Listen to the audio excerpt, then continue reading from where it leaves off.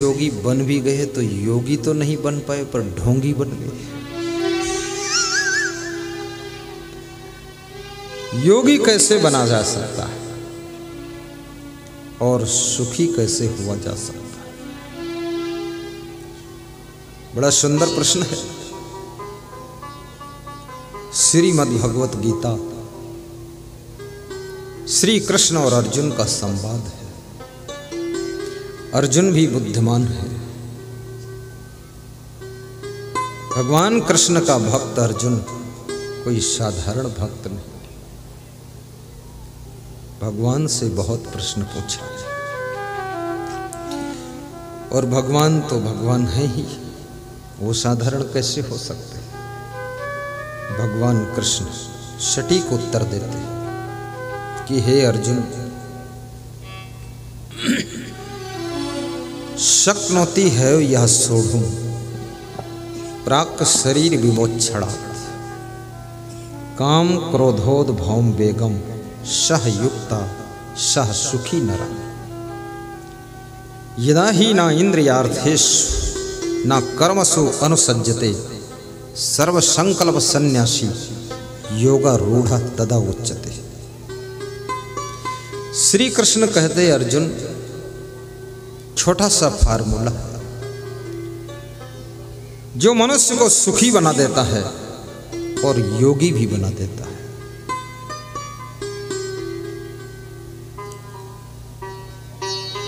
जो मनुष्य शरीर के रहते रहते जीवन काल में ही मरने से पहले पहले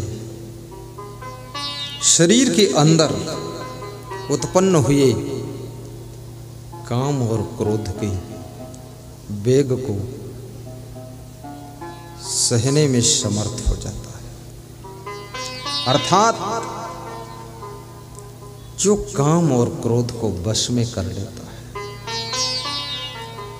ये काम और क्रोध, लोभ और मोह, अहंकार, ईर्ष्या और द्वेष, ये सबके मन के अंदर सूक्ष्म रूप में बीज की तरह छुपे हुए पड़े रहते हैं। जब इनको अनुकूल मौसम मिलता है, अनुकूल जलवायु मिलती है, ऐसे ये अंकुरित होते हैं जैसे किसान के खेत में बहुत प्रकार के घास के बीज छुपे हुए पड़े रहते हैं। जो वर्षा होती है, कुछ बीज ऐसे हैं जो वर्षा होने पर ही अंकुरित होते हैं। घास गर्मी में नहीं, सर्दी में नहीं, सुरक्षित पड़े रहते हैं। वहाँ कोई डिब्बा में नहीं रखे, मिट्टी में ही पड़े, इतने सूक्ष्म हैं कि दिखते भी नहीं पर हैं। और ज्यों ही पहला पानी बरसता है, छोटी छोटी घास उग जाती है। किसान घास देखता है तो दुखी हो जाता है। यदि खेत में ज्यादा घास होगी तो फसल फिर नहीं होगी। किसान घास को मिटाना चाहता है। कुछ किसान तो घास को नष्ट करने वाली दवाई छिड़क देते हैं। कुछ किसान तो खुरपी से नोच नोच कर घास को फेंक देते हैं। फिर भी घास पूरी मिटती नहीं, फिर थोड़ी थोड़ी घास आ जाती है। याद रखना, ये जीवन एक खेत के समान है। इस जीवन रूपी खेत में काम, क्रोध, लोभ, मोह, ईर्ष्या, द्वेष, अहंकार की सूक्ष्म बीज पड़े हुए। हर समय कोई काम क्रोध में नहीं रहता है, लोभ मोह में नहीं रहता है। कभी कभी जब सिचुएशन तैयार होता है, कंडीशन बन जाती है, एटमॉस्फेयर रेडी होता है, तब आप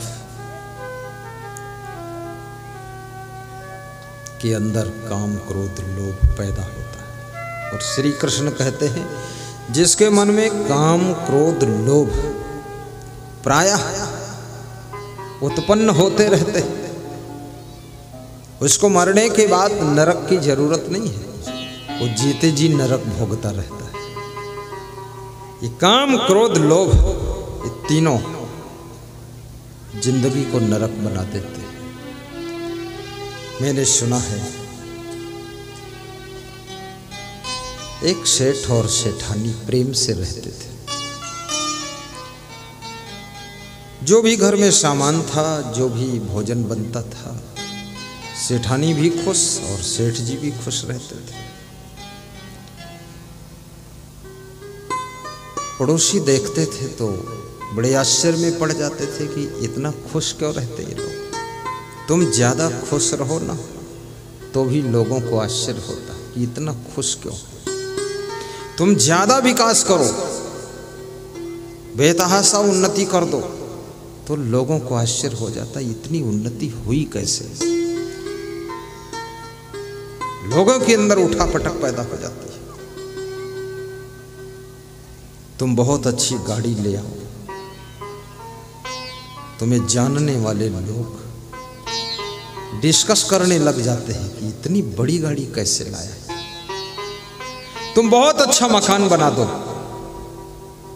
लोग विस्मय में पड़ जाते, चकाचौंध हो जाते, अरे इतना बड़ा मकान कैसे बनाया है, आखिर पैसा मिला कहां से। ये नहीं सोच रहे कि हमको पैसा मिला क्यों नहीं, मेरे पास है क्यों नहीं, मेरा मकान बना क्यों नहीं, ये चिंता नहीं। तुम्हारा क्यों बन गया है, इस बात की चिंता ज्यादा है। ये बहुत कम लोग सोचते हैं मेरा नाम क्यों नहीं है। लोग ये सोचते हैं अरे उसका नाम इतना क्यों हो रहा है। और फिर लोग क्या करते हैं, तुम्हारा नाम मिटाने के लिए मेहनत शुरू कर देते हैं। अपना नाम पैदा हो इसके लिए मेहनत नहीं करते, और दूसरे का जो नाम मिटाने की कोशिश करता है वो स्वयं मिट जाता है, स्वयं मिट जाता है। जो दूसरों से ईर्ष्या करता है, जलन करता है, उसकी उन्नति और उसका विकास जलकर राख हो जाता है, जलकर राख हो जाता है। धनवान की निंदा करने वाले हमेशा धनहीन रहा करते हैं, विद्वान की निंदा करने वाले मूर्ख रहा करते हैं। याद रखना, सुखी लोगों की निंदा करने वाले लोग हमेशा दुख में डूबे रहा करते हैं। खूब निंदा करो, निंदा का फल मिलेगा। खिचड़ी पकाते रहो, चकई के चकधुम, मके के लावा, तिकड़ी के तिकड़म बनाते रहो।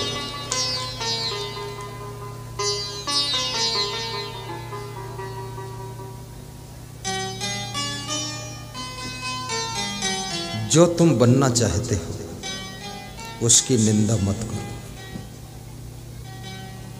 अगर तुम धनवान बनना चाहते हो तो धनवानों को थोड़ा धन्यवाद दो।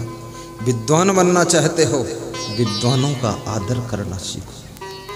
साधु बनना चाहते हो तो साधुओं का सम्मान करो। और यदि आमोद झा जैसे भक्त बनना चाहते हो तो आमोद झा से थोड़ा प्रेम करो, नफरत नहीं। बहुत प्रेम है इनका। आज मैं इनका घर वर सब देखा ना तो मुझे सुदामा की भी याद आ गई। उनको ये परवाह नहीं है कि मेरे पास बहुत अच्छा घर है कि नहीं। उनको ये परवाह है गुरुदेव आएंगे कि नहीं आएंगे, ये परवाह है। उनको ये भी परवाह नहीं है कि कोई वाह वाह करेगा कि नहीं, वाह वाह की भी परवाह नहीं है।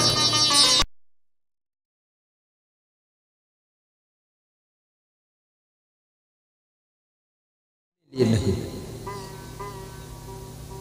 ये क्षेत्र के नर नारियों के लिए, पौड़ा ग्रामवासियों के लिए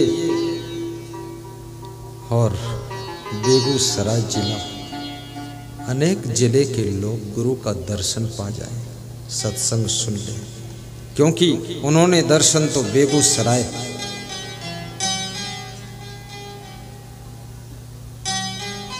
में जो सत्संग हुआ था, सनहोला सनहा परोरा सुहावन लागेला, सनहा परोरा की धरती सुहावन लागेला। बड़े ऊंचे गायक हैं सिया राम साहू जी, लेकिन समझदार भी है। क्यों? समझ गए टाइम है ही नहीं, गाना बजाना मत करो। कई लोगों की इच्छा थी, एक प्रोफेसर आए हैं, विकलांग है, दिव्यांग है, कुछ बोलना चाहते हैं, मन मार के रह गए कि अब कल ही टाइम मिलेगा। वो सीता माता जी को थोड़ा टाइम दिया, वो बोलना नहीं चाहती थी, वो भी समझती थी टाइम नहीं। फिर मैंने कहा 1 मिनट, मैंने कहा इतना बोल दो, श्रोताओं को धन्यवाद, गुरु जी को धन्यवाद, बोल दो गुरु जी से निवेदन, कथा शुरू कर दो। हमने इतना बता दिया उनको, हालांकि वो भी कथाकार ही है, पर हमने कहा बता देने, कथाकार क्या कोई आकार तो पता ही नहीं कितना बड़ा आकार हो जाए, बोलना शुरू करे। 2 मिनट। जो लोग आज शेष रह गए, कल उनको 2-2 मिनट का टाइम दे दिया जाए। मैं सबका सम्मान करता हूं, आदर है। तो वहां उस परोरा ना, सनहा परोरा की धरती पर सत्संग हुआ था। वहीं पर झा साहेब से मिलन हुआ मेरा, और झा साहेब ने कहा कि मेरे यहाँ आप आइए। तो मैंने कहा किस तरह से आऊँ, 1 घंटे के लिए आऊँ कि 2 दिन के लिए आऊँ? बोले 2-3 दिन के लिए आऊँ। तो मुझे लगा कि ये कैसे प्रोग्राम कर पाएंगे, लेकिन यहाँ आने के बाद लगा कि प्रोग्राम जब कहीं होता है प्रेम, श्रद्धा और निष्ठा से ही सफल होता है, और प्रोग्राम किसी चीज से सफल नहीं होता।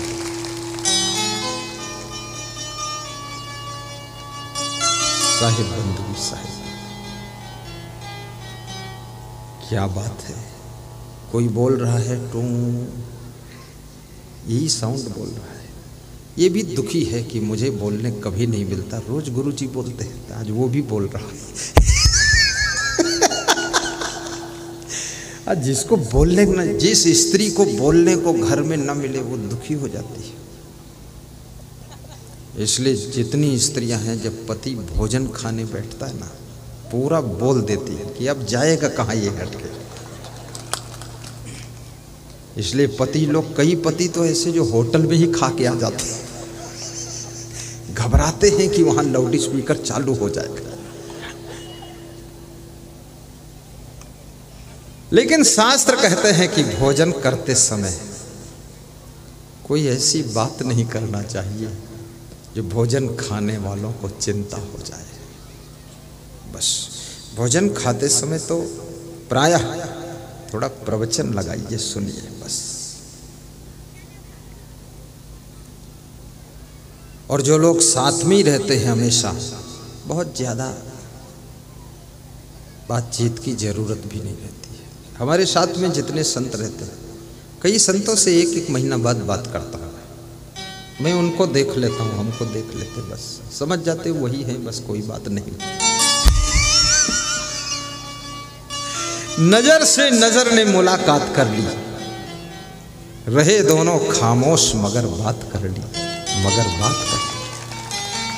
अभी यहाँ इतने भक्त बैठे हैं, मैं उनको देख लेता हूँ, वो हमको देख लेते हैं। इतने में भी वो भी तृप्त है, हम भी तृप्त हैं, उनको भी पता है इतना भी बहुत है। गुरु की नजर पड़ गई। बोलो मंडल सांसद भागलपुर के, उनके यहाँ मेरा निवास था रात्रि में। आज विदाई के समय उनकी माँ ने कहा कि कुछ मंत्र जंतर पढ़ देना, इस घर पर किसी की नजर ना लगे। तो मैंने कहा अभी पढ़ दूं कि जलते समय पढ़ूं? बोले चलते समय पढ़ो, साथ में सब लिए जाओ अल्लाह बला। हमने कहा फिर कहाँ छोड़ दूं? बोले उधर कहीं छोड़ देना। हमने कहा दूसरे घर में घुस जाए तो बोले वो जाने, हमसे क्या मतलब। अल्लाह बला, बहुत लोगों में भ्रांति है अल्लाह बला।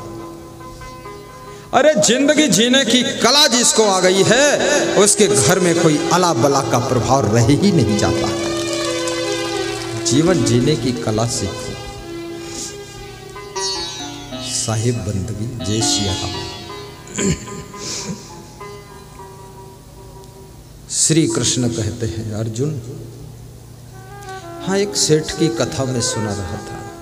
सेठ की कथा थी ना, बोलो हरिओम तत्सत। जम्बू द्वीपे भारत खंडे आर्यावर्ती बिहार मध्य एक सेठ और सेठानी दोनों प्रेम से रहते थे। जहाँ प्रेम होता है वहीं सुख होता है। किसी के घर में सुख नहीं है, गाड़ी में सुख नहीं है, साड़ी में सुख नहीं है, गोतनी गोतना में भी सुख नहीं है। सुख अगर कहीं है तो प्रेम में है। और जिस समय तुम किसी को प्रेम करते हो तुम भी सुखी हो जाते हो, और जिससे प्रेम करते हो वो भी प्रसन्न और सुखी हो जाता है। आप कुत्ते को देख लो, कुत्ता जब तुमको प्रेम करता है इतना खुश होता है, इतना सुखी दिखता है। पहचान ज्यादा है कि नहीं कुछ पता नहीं कुत्ते को, लेकिन तुम अगर उसे पसंद आ गए तो तुम्हारे पैर चाट लेता है कि मालिक धन्य हो, और पसंद नहीं आए तो तुम्हारे पैर में थोड़ा काट लेता है। लेकिन जिस समय कुत्ता काटता है उस समय उसके अंदर प्रेम नहीं होता, क्रोध होता है। और जिस समय कुत्ता तुम्हें चाटता है कुत्ते में प्रेम भरा होता है। पूंछ हिलाता है, कान हिलाता है, उसका चेहरा बड़ा खुश दिखता है। इसलिए सुख चाहते हो प्रेम से जीना सीखो। प्रेम से जीना सीखना चाहते हो तो क्या करना पड़ेगा? समझदार बनो। नासमझ व्यक्ति कभी प्रेम से नहीं रह सकता है। समझदारी, विवेक को जागृत करो। और धन दौलत संपदा कमाने के साथ साथ सद्गुणों की संपदा भी कमाओ। तुम्हारे अंदर सद्गुण आने चाहिए। सद्गुण प्रेम को जन्म देते हैं, प्रेम की रक्षा करते हैं। दुर्गुण प्रेम को नष्ट कर देते हैं। जहां जहां दुर्गुण पनपते हैं वहां वहां प्रेम घटना शुरू हो जाता है। आपके बेटे में अगर दुर्गुण बढ़ रहे हैं तो माँ बाप का प्रेम बेटे से कम होना शुरू हो जाएगा, घटने लगेगा। और यदि बेटे में और पुतोहू में अच्छे अच्छे गुण बढ़ते चले जाएंगे तो माँ बाप का प्रेम भी उनके प्रति बढ़ने लग जाए। तुम यदि किसी के प्रेम को चाहते हो कि लोग हमसे प्रेम करें, तुम गुणवान बनो।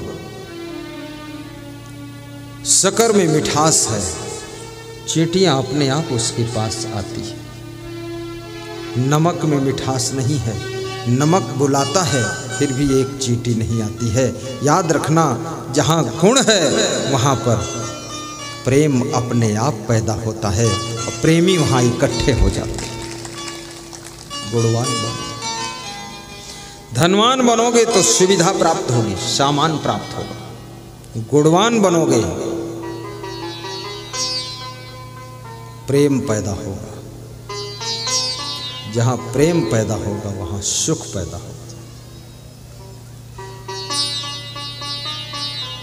और चरित्रवान बनोगे तो सम्मान प्राप्त होगा। विवेकवान बनोगे तो सुख प्राप्त होगा। विचारवान बनोगे तो सफलता प्राप्त होगी। विद्वान बनोगे तो योग्यता प्राप्त होगी और आपको विशेष स्थान प्राप्त होगा। महान बनोगे तुम्हारे प्रति लोगों की श्रद्धा बढ़ेगी।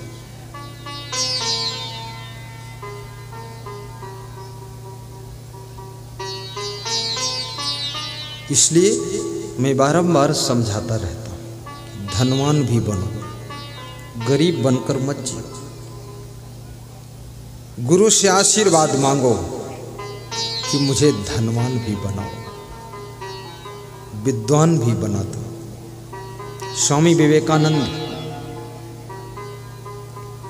काली देवी के मंदिर में जब परमहंस रामकृष्ण की आज्ञा से जाते, नमस्कार करते हैं देवी को। रामकृष्ण परमहंस कहते हैं, हे विवेकानंद, जाओ देवी से आशीर्वाद मांग लो।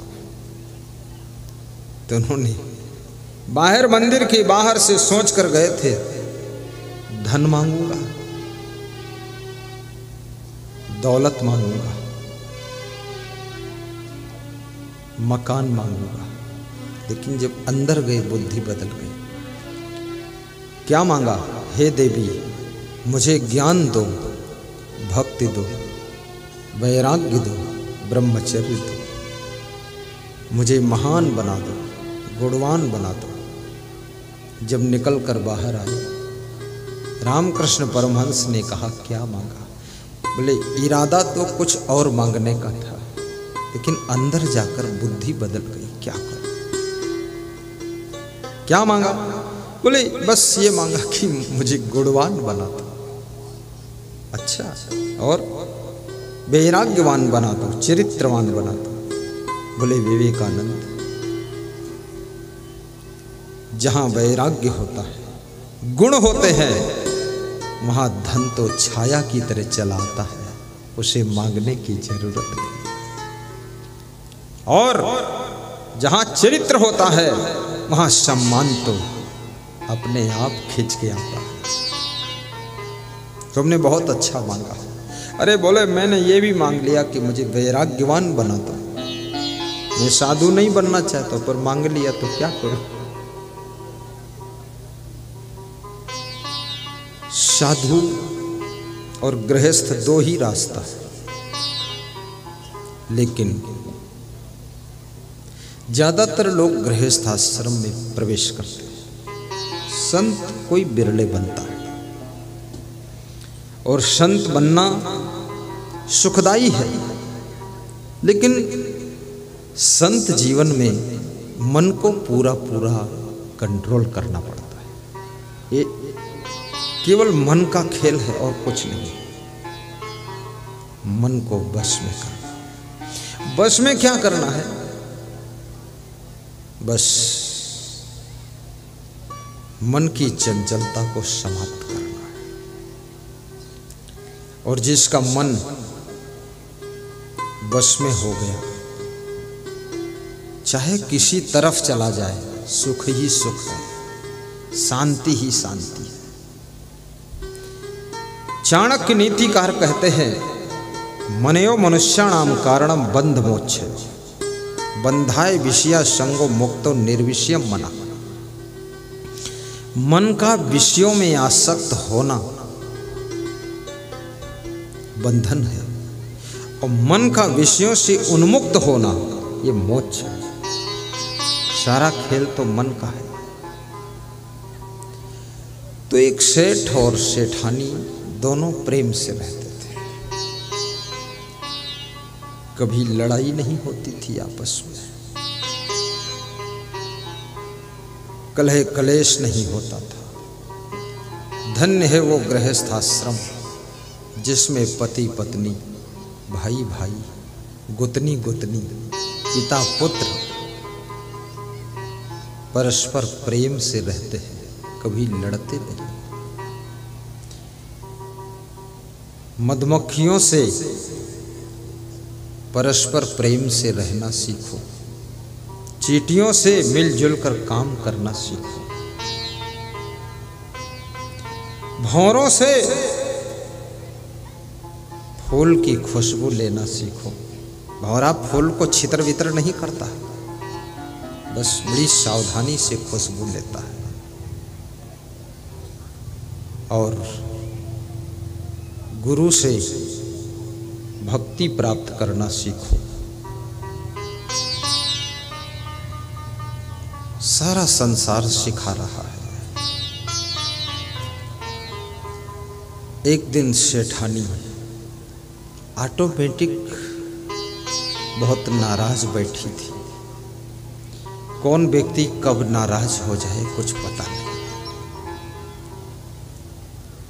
सुबह जो बहुत राजी है, शाम को बहुत नाराज हो सकता है। कौन व्यक्ति कब रूठ जाए, कब तुमसे टूट जाए, कब बैठे बैठे उठ जाए, कुछ पता नहीं है। मनुष्य बड़ा विचित्र प्राणी है। सेठ जी घर में प्रवेश करते देखते हैं सेठानी कुछ नाराज सी दिख रही है। और मनुष्य के अंदर जब कोई भी भाव बदलता है तो चेहरे पर उसकी भंगिमा बदलती है। इसलिए कहते हैं ना भाव भंगिमा। तुम्हारे भाव के अनुसार तुम्हारे मुखमंडल पर भंगिमा बनती है। छिपाना बड़ा कठिन हो जाता है। तुम दुखी हो तो चेहरा दुखी जैसा दिख जाएगा। तुम खुश हो तो चेहरा गुलाब के फूल जैसा खिला हुआ दिखेगा। तुम थोड़ा असमंजस में हो तो चेहरे पर असमंजस की रेखाएं झलकेंगी। और तुम प्रसन्न हो तो आपके मुखमंडल पर प्रसन्नता जाहिर होने लगेगी। और तुम चिंतित हो तो आपका चेहरा चिंता का दर्शन कराएगा। इसलिए इंग्लिश में एक कहावत है, face is the index of all. चेहरा तुम्हारे अंदर क्या है उसको दर्शाता है। और चेहरे को पढ़ना आ जाए तो आगे बढ़ना आ जाएगा। एक दुकानदार, कुशल दुकानदार, सफल दुकानदार ग्राहक के भावों को पढ़ता है। एक कुशल वक्ता श्रोताओं के भावों को पढ़ता है। एक कुशल पत्नी अपने पति के भावों को रीडिंग करती है। एक कुशल पति अपने पत्नी के भावों को रीडिंग करता है। और जो एक सफल शिष्य अपने गुरु के भावों को रीडिंग कर लेता है। किताब पढ़ना आसान है, लेकिन किसी के मुखमंडल को देख करके उसके अंदर क्या है, वो क्या चाहता है, क्या नहीं चाहता है, इसके अंदर अंदर क्या हो रहा है, इसको रीडिंग करना, ये शास्त्र पढ़ना बहुत कठिन है। आपके चेहरे के शास्त्र को जो पढ़ना सीख जाता है वो जीवन में सफलता जरूर प्राप्त करता है। इसलिए भगवान के बारे में बताया गया कि सो तुम जानहु अंतर्यामी पूर्वहु मोर मनोरस्व। अंतर्यामी का मतलब क्या है? वो आपके अंदर क्या है वो जान जाते थे। सीता जी भी अंतर्यामी थी। भगवान राम ने सीता जी से ना पैसे मांगे ना अंगूठी मांगी, लेकिन सीता जी राम जी को देखकर समझ गई कि मेरे पति संकोच में हैं, कुछ उतराई देना चाहते हैं पर कुछ है नहीं, तो मैं अंगूठी दे देती। तुरंत अंगूठी दे दी। ये कहानी बहुत सी महिलाओं ने भी सुना है, पुरुषों ने सुना है, लेकिन सीता जैसी समझदार पत्नी बहुत कम पतियों को मिलती है। कितने पति तो अपनी पत्नी से 10 रुपये मांगते तो 10 रुपये भी नहीं देती, बोलती नहीं मिलेंगे, तुम जानो, तुम्हारा काम जानो। लेकिन सीता जी अपने आप समझ जाती है। पति की प्रसन्नता तुम्हारा सबसे बड़ा आभूषण है।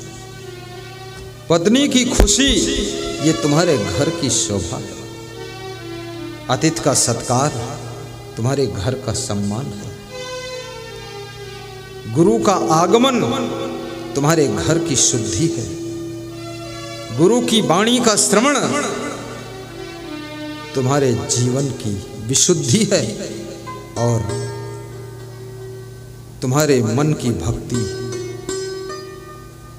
तुम्हारे जीवन को ही मंदिर बना देती है।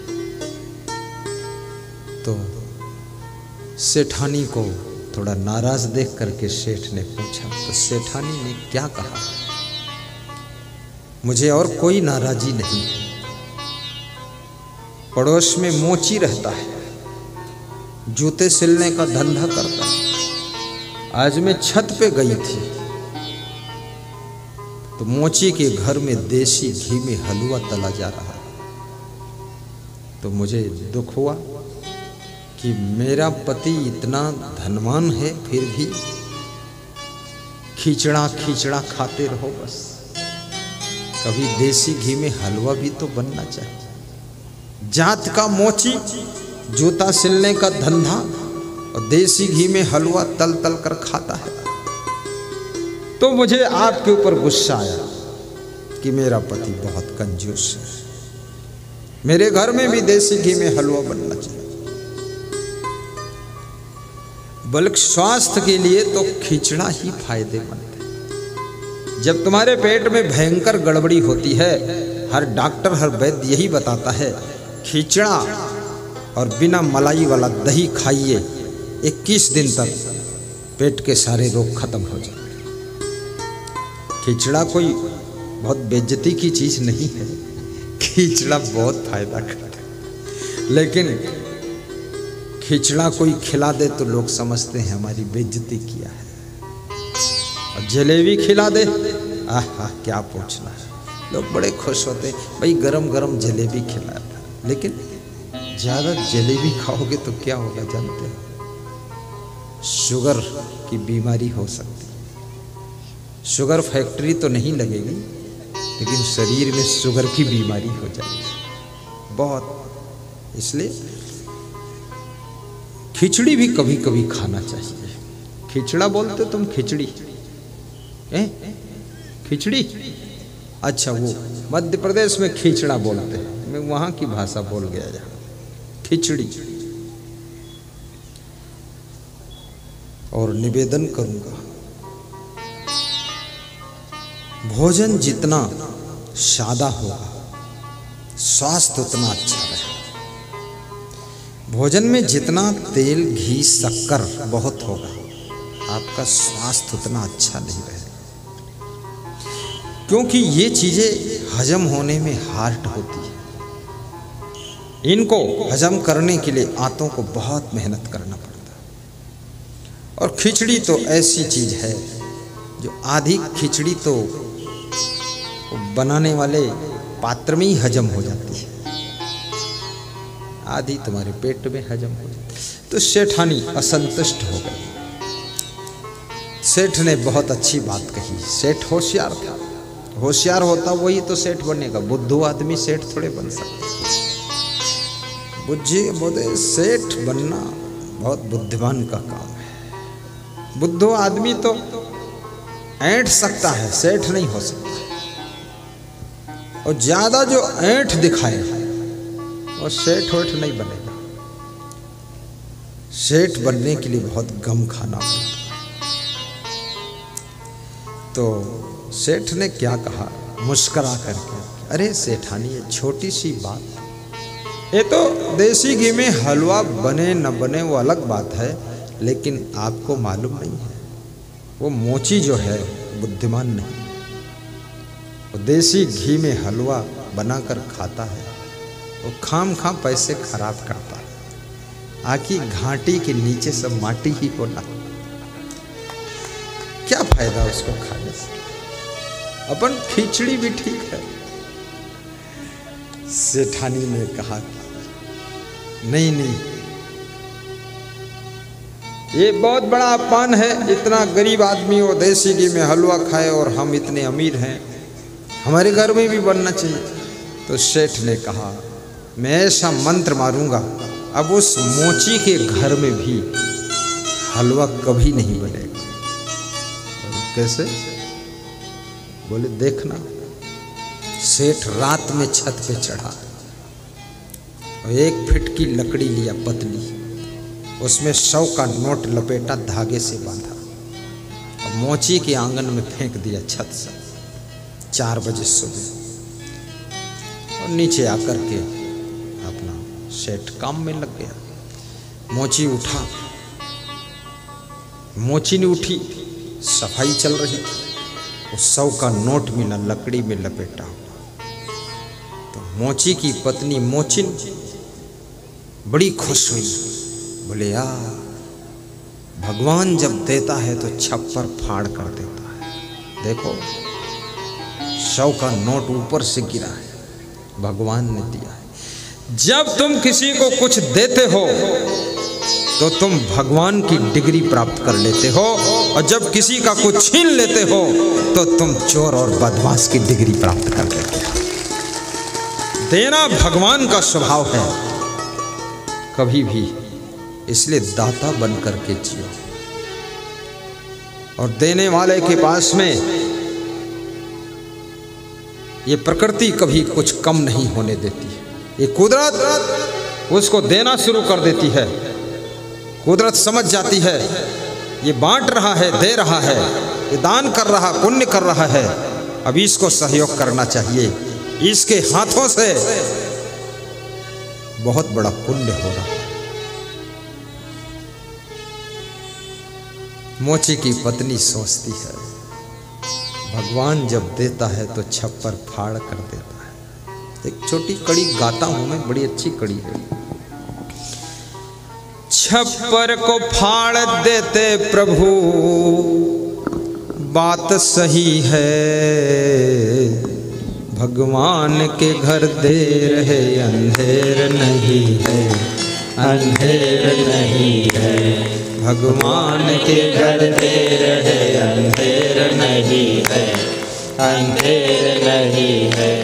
छप्पर को फाड़ देते प्रभु बात सही है, छप्पर को फाड़ देते प्रभु बात सही है, भगवान के घर देर है अंधेर नहीं है, अंधेर नहीं है, भगवान के घर देर है अंधेर नहीं है, अंधेर नहीं है, भगवान के घर देर है अंधेर नहीं है, अंधेर नहीं है।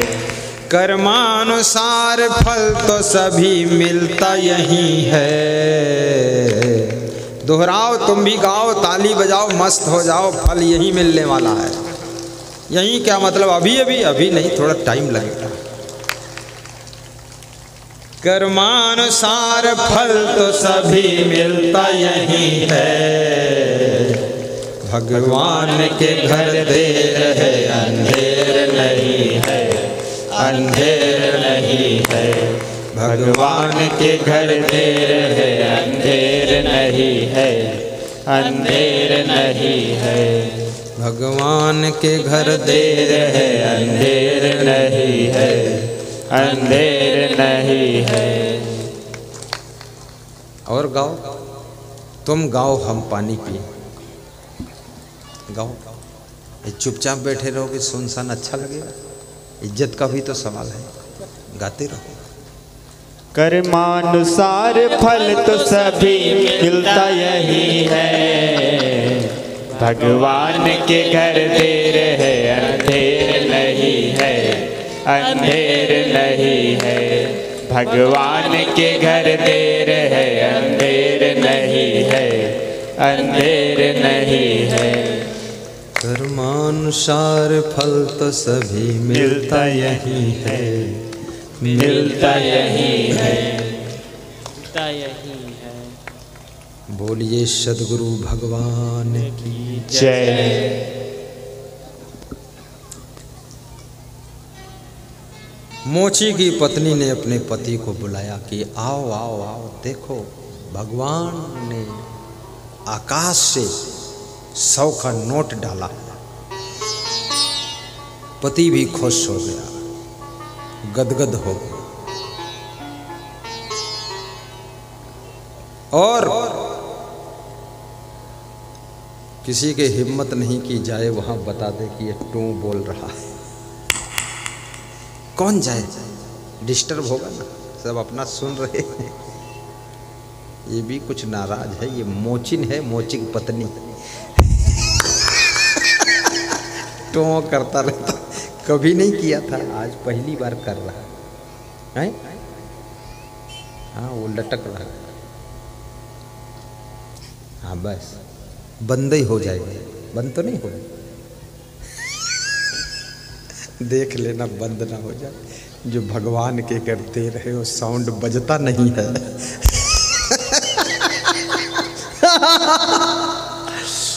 बहुत मजा आया। क्या हुआ?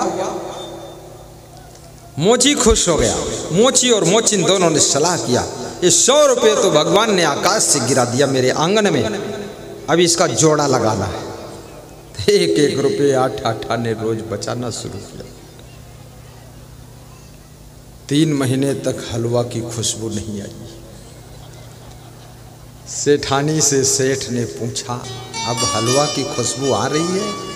पिछवाड़े मोची के घर से बोले, कुछ नहीं। सेठानी ने पूछा, हुआ क्या? तो सेठ बोला, क्या हुआ? नहीं बना हलवा? अब क्या हुआ? हाय बुआ, गुरुजी की दुआ, अब कभी नहीं बनेगा हलवा। क्यों, क्या हुआ? तो सेठ ने कहा, जो बीमारी मेरे लगी थी ना लोभ की, वही उसको लगा थी, लालच। लोभ पाप का बाप है, और ये पाप का बाप आकर जिसके सिर पर बैठ जाता है उसकी जिंदगी नरक हो जाती है। इसलिए आप कहीं मंदिर में जाओ, वहां दान पात्र बंधा मिलेगा आपको। तीर्थ में जाओ, दान की बात हो। सत्संग में जाओ, दान की बात हो। गुरु के पास जाओ, दान की बात हो। विद्यालय में जाओ तो विद्या दान की बात हो। गृहस्थ के घर जाओ तो कन्या दान की बात होगी। रोगी के पास जाओ तो रक्तदान की बात होगी। कोई फटीचर आदमी के पास जाओ तो वस्त्र दान की बात होगी। ऐसा फटा दुपट्टा पहने वस्त्र दान। और कोई बड़ा कार्यक्रम हो तो श्रम दान की बात होगी कि भाई श्रम दान कर दीजिए आप लोग। दान का बड़ा महत्व है। दान लोभ को मारता है, इसलिए दानी की बड़ी सदगति होती है। आज मेरे पास में एक गुरु सेवा के लिए Shri Siyaram Sahu, Shri Hiralal Sahu, city fashion main road Begusarai एवं समस्त साहू परिवार की ओर से गुरु सेवा के लिए 11,000 की राशि नगद दान दी जा रही है। बहुत अच्छा। दाता दाता एक राम है, भिखारी सारी दुनिया। भगवान ने आपको चुना है कि आपके हाथों से सेवा होगी। धन्य हो, बैठो। तो याद रखना, दारिद्र्य नाशनम दानम, दान करने से दरिद्र का नाश होता है। इसलिए कभी मंदिर में जाओ, अपने श्रद्धा शक्ति अनुसार दान करो। तीर्थ में स्नान करने जाओ, वहां जो पंडे पुजारी बैठे हैं ना, श्रद्धा अनुसार दान दीजिए। कभी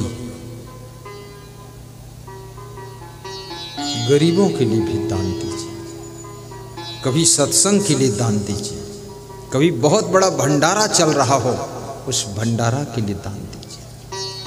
अन्नदान आपकी कमाई में नर नारियों की सेवा हो तो आपका कमाना सार्थक है। हमारा कमाया हुआ धन धर्म की रक्षा में लग जाए। आज जो यहाँ प्रोग्राम हो रहा है, ये हजारों लोगों को जिंदगी जीने का मंत्र सिखाने वाला प्रोग्राम। इस कलयुग में घर घर कलह कलेश बढ़ता जा रहा है। घर के बड़े बुजुर्गों का सम्मान घटता जा रहा है। ऐसे कलिकाल की स्थिति में सत्संग के माध्यम से ज्ञान की एक किरण मिल जाती है। मन का कलमश धुल जाता है, मन निर्मल हो जाता है, घर का कलह कलेश भी दूर हो जाता है। याद रखना, श्री कृष्ण कहते हैं सुख उनको मिलता है जो लोग अपने क्रोध को काबू कर लेते हैं। क्रोध को वश में करना, थोड़ा गम खा लेना, थोड़ा सह लेना, थोड़ा समझा देना, थोड़ा क्षमा कर देना और प्रसन्न रहने की आदत बनाना। इस संसार में जितना ज्यादा तुम क्रोध करोगे, तुम्हारी सुख शांति सब जलकर भस्म हो जाएगी। और ये संसार ज्यादा परिवर्तन होने वाला नहीं। इसी मॉडल से चलता है। राम के युग में भी चल रहा था, कृष्ण के युग में भी चल रहा था। जब ऐसे ऐसे नासमझ लोग हैं कि भगवान से भी टकरा जाते हैं, तो तुम तो साधारण इंसान हो। उसी में सूझबूझ से रास्ता निकाल कर काम कीजिए, बहुत दुखी मत हो।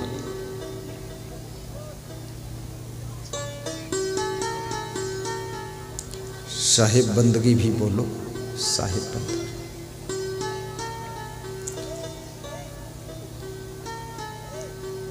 बहा दो प्रेम की सरिता, दिलों में प्यार का सागर। बहा दो प्रेम की सरिता, दिलों में प्यार का सागर। हमें आपस में मिलजुल कर प्रभु जी रहना सिखा जाना। हमें आपस में मिलजुल कर प्रभु जी रहना सिखा जाना। शक्नोती है यह सोढ़म प्राक शरीर विमोचना। श्री कृष्ण कहते हैं अर्जुन, जीते जी काम क्रोध विजयी बन जाओ। निष्काम कर्म करो, निष्काम भक्ति करो, निष्काम सेवा करो। तुम वृक्ष लगाओ, निष्काम वृक्ष लगा दो, लेकिन वृक्ष फिर भी फल देने के लिए भूल नहीं करेगा, देगा ही। माँ बाप की सेवा भी निष्काम भाव से करो, निष्काम प्रेम भी करो, फल तो अपने आप मिलता है। आप सभी का जीवन मंगल में हो, ऐसी मैं शुभकामना करता हूं। आज का सत्संग देर हुई ही, इसलिए थोड़ा देर में छोड़ रहा हूं, और कल समय पर ही प्रारंभ होगा। प्रेम से बैठे रहो, थोड़ी देर 5 मिनट और सुनो, फिर विराम लूंगा।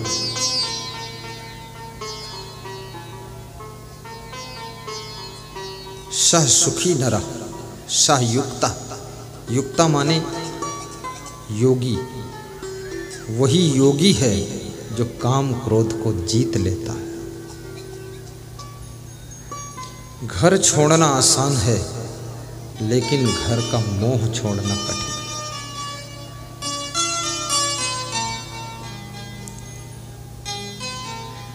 है। मोह को भी जीतो। परस्पर प्रेम की धारा बहाओ। और कबीर साहब कहते हैं, कामी क्रोधी लालची भक्त न इनसे होए, भक्त करे कोई सूरमा जाति वर्ण कुल। जो कामी क्रोधी है, लालची है, भक्ति नहीं कर सकता।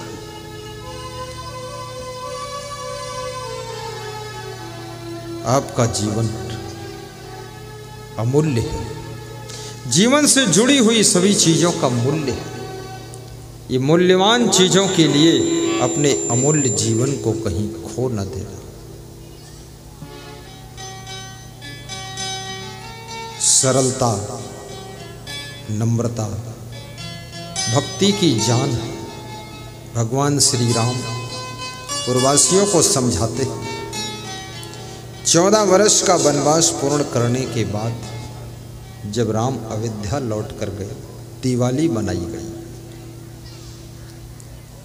राम ने पूर्ववासियों को एक सभा का आयोजन करके समझाया कि भक्ति करो, भक्ति से ही शांति मिलेगी, भक्ति से सुख मिलेगा और भक्ति से मुक्ति मिलेगी। पूर्ववासी कहने लगे हम सब गृहस्थ आश्रम में हैं, माया मोह में फंसे, हम भक्ति कैसे करेंगे? तो राम ने कहा नहीं, गृहस्थ आश्रम में ही भक्ति की जाती है। पूर्ववासियों ने पूछा भक्ति में क्या करना है? भगवान श्री राम बताते हैं भक्ति स्वतंत्र सकल सुख खानी, बिनु सत्संग न पावहि प्राणी। भक्ति स्वतंत्र सकल सुख खानी, बिनु सत्संग न पावहि प्राणी। भक्ति स्वतंत्र है और सकल सुखों की खानी। भक्ति के बिना सुख नहीं। और भक्ति को स्वतंत्र इसलिए कहा गया, कोई भी गरीब अमीर, गांव शहर का व्यक्ति, बूढ़ा जवान, सभी भक्ति कर सकते हैं। शिवरी गरीब है तो भी भक्ति कर रही है, और मीरा अमीर है और राजमहल में भक्ति कर रही है। सुदामा गरीब है फिर भी भक्ति कर रहे हैं। याद रखना, भक्ति का रिश्ता तुम्हारी श्रद्धा से, तुम्हारे प्रेम से। और भक्ति करने से बहुत सुख मिलता है। लेकिन भक्ति कहाँ मिलती है? ये भक्ति क्या मार्केट में मिलेगी, दुकान पर मिलेगी, चोरी चपारी से मिलेगी? नहीं। खेत में मिलेगी? नहीं। कहाँ मिलेगी? भक्ति मिलने का स्थान क्या है? भक्ति मिलने का स्थान तुम जहां बैठे हो, यही भक्ति मिलेगी। इसी स्थान का नाम ले रहे हैं भगवान राम। क्या कहते हैं? भक्ति स्वतंत्र सकल सुख खानी, बिनु सत्संग न पावहि प्राणी। बिना सत्संग के किसी भी प्राणी को भक्ति नहीं मिलती। सत्संग। और इसीलिए सत्संग इस पौरा की पवित्र भूमि पर, पौड़ा, पौड़ा ना, पबड़ा, पबरा, इस धरती पर सभी ग्रामवासियों के सौभाग्य से और सबका सहयोग, मुझे श्री आमोद झा साहब ने बताया कि समस्त ग्रामवासी बड़े जोर शोर से श्रद्धा से जुटे हुए। गुरुदेव, सबको आशीर्वाद देना, केवल मुझे नहीं, ये सबके सहयोग से प्रोग्राम धूमधाम से हो रहा है। पूरा गांव धन्य भागी। और इस टोला का नाम ब्राह्मण टोला है। कितना अच्छा टोला है। कई तरह के टोला होते हैं। ब्राह्मण टोला का मतलब क्या होता है? जहां पर सभी ब्रह्मज्ञानी ही रहते हैं। जिस टोला में ब्राह्मण समाज के लोग रहते हैं, ब्राह्मण भाई बहन रहते हैं ना। और ब्राह्मण ज्ञान का बहुत बड़ा केंद्र होता है। वेद पढ़ना, ये सब उसका संस्कार होता है। ना पढ़े तो वो जाने, लेकिन शास्त्रों का अध्ययन। मैं तो धन्यवाद दूंगा इस टोला वालों को भी। धन्य ही ये टोला। टोला मतलब मोहल्ला। मोहल्ला हमारे प्रदेश में टोला नहीं बोलते, हम टोला समझते नहीं थे। टोला क्या है? मोहल्ला है, कॉलोनी। और धन्यवाद है पूरे गांव के नर नारियों। सत्संग से ही भक्ति मिलती है। जितना ज्यादा तुम सत्संग श्रवण करोगे उतना ज्यादा तुम्हारी भक्ति बढ़ती जाएगी। और फिर भक्ति इतनी बढ़ेगी कि मात्र भक्ति भी पैदा हो जाएगी। मां के प्रति भक्ति। मां के पैर छूओगे तुमको लगेगा गुरुदेव के ही पैर छू रहा हूं क्या।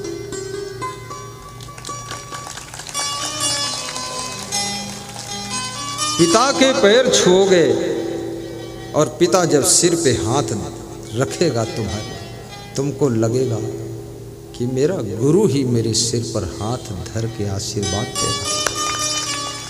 पितृ भक्ति का जन्म हो जाएगा।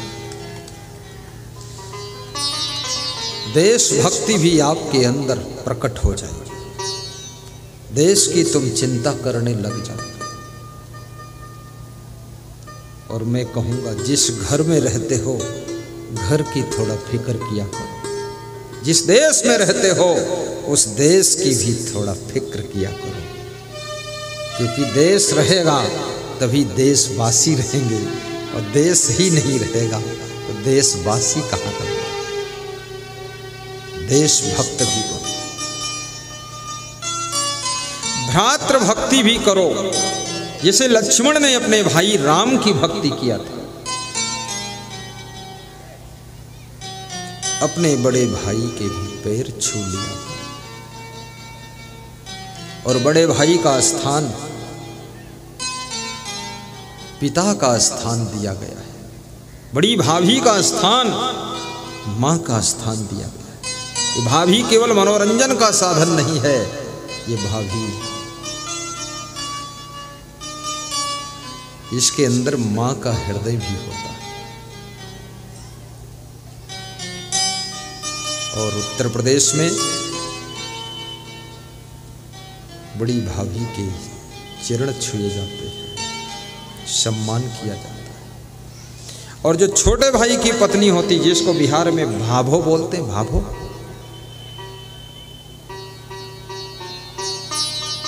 उसको छुआ ही नहीं जाता है। ऐसा नियम होता है, मर्यादा है। ये हिंदू संस्कृति, ये सनातन धर्म ऐसे ऐसे नियम बनाकर रखा है जिससे तुम्हारा कभी मन मलिन न होने पाए और तुम्हारे नियम संयम हमेशा मजबूत बने रहे और तुम हमेशा सम्मान की जिंदगी जी सको। इसलिए हिंदू संस्कृति में बहुत नियम है। इस सनातन धर्म को ठीक से समझो। और गुरु भक्ति का जब जन्म होता है, याद रखना, भक्ति आपके अंदर पैदा तो हुई है, पर यदि सत्संग छोड़ दोगे तो भक्ति मृतक हो जाएगी, भक्ति कमजोर हो जाएगी। इसलिए बार बार सत्संग सुनिए। ये सत्संग भक्ति को पालन पोषण भी करता है। इसमें ऐसे कितने श्रोता हैं जिन्होंने मोबाइल के यूट्यूब में और टीवी में मेरा प्रवचन सुना है। जरा दोनों हाथ ऊपर उठाकर बताओ, ऊपर ऊपर ताली बजा दो।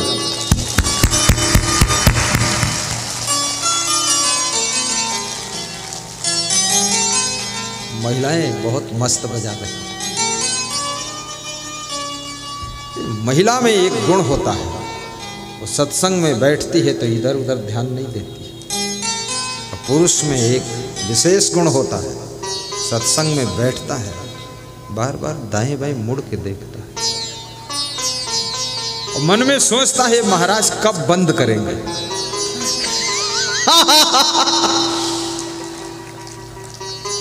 और महिला की ये महिमा है, वो सोचती है बंद हो चाहे ना हो, जब तक चलेगा बैठी रहो। और जब व्यास गादी पर प्रणाम करने का अवसर आता तो मैं देखता हूँ पुरुषों की अपेक्षा 3 गुना ज़्यादा महिलाएं ही प्रणाम करें। वही अपने लिए भी आशीर्वाद मांगती हैं, बच्चे को लाती, इसको आशीर्वाद दो, पति को भी लाती पकड़ के। वो नीचे से ऊपर नहीं आता है, समझता खतरा है, वो उसको भी खींच खींच के लाती, इधर आओ आशीर्वाद दो।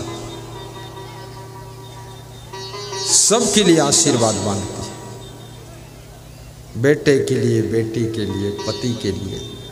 अपने लिए कुछ नहीं कहती है, बस देखती हैं कि तुम्हारी इच्छा हो तो मुझे भी दे देना आशीर्वाद, बाकी परिवार ठीक रहे। ये महिला में विशेष गुण है। गुरु भक्ति भी आपकी बढ़े, आपका कल्याण हो, ऐसी मैं शुभकामना करता हूँ। और कभी सत्संग में जाया करो, श्रद्धा से बैठा करो, प्रसन्न मन से सत्संग सुना करो। ये दुनिया के कार्य, माया जाल के कार्य तुमने 50 साल की जिंदगी भर किया है, 80 साल तक किया है, तो भी ये सब कंप्लीट नहीं हुए हैं। इसलिए 2 घंटे सब तरफ से चित्त हटा करके अपने मन को सत्संग में डुबा दिया करो।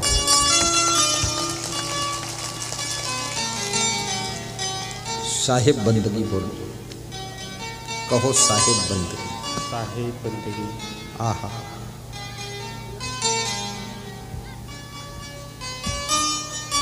भाव दो भक्ति दो, भक्ति की शक्ति दो, मुझको ऐसे के सिवा कुछ नहीं चाहिए, कुछ नहीं चाहिए। ओहो, गाइए सभी लोग गाइए, बड़ा सरल है। मैं आगे से गाऊं और पीछे से तुम दोहराओ। भाव दो भक्ति दो, भक्ति की शक्ति दो, मुझको ऐसे के सिवा कुछ नहीं चाहिए, मुझको ऐसे के सिवा कुछ नहीं चाहिए। धर्म बरे दान दो, सत्य का ज्ञान दो, मुझको इसके सिवा कुछ नहीं चाहिए। भाव दो भक्ति दो, भक्ति की शक्ति दो, मुझको इसके सिवा कुछ नहीं चाहिए, कुछ नहीं चाहिए। धर्म बरे दान दो, सत्य का ज्ञान दो, मुझको इसके सिवा कुछ नहीं चाहिए, कुछ नहीं चाहिए, कुछ नहीं चाहिए। बोलिए सद्गुरु भगवान की जय, संत भगवान की जय। ये काम, क्रोध, लोभ, मोह, अहंकार, ईर्ष्या, द्वेष, इन मनोविकारों को जीतो, सब सुख आपको मिलेगा। ये मनोविकार आपके जीवन में दुख पैदा करते हैं, इन पर विजय प्राप्त